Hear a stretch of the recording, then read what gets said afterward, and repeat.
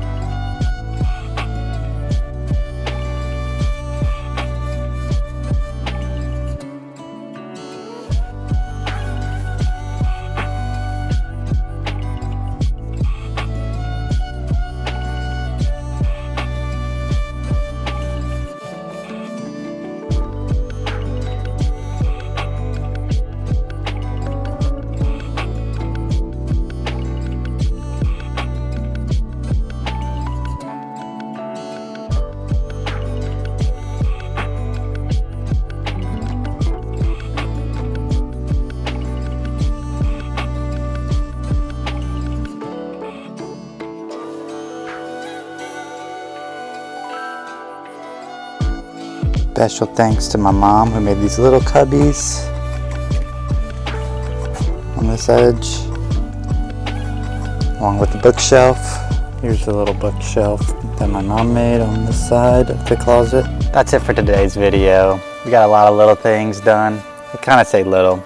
Some significant things done. We got a few things left before this van build is complete. If you want to see the finished product, subscribe. If you want to support me further, I have my own clothing brand at sillyclothing.store. Thanks for watching, guys. Peace.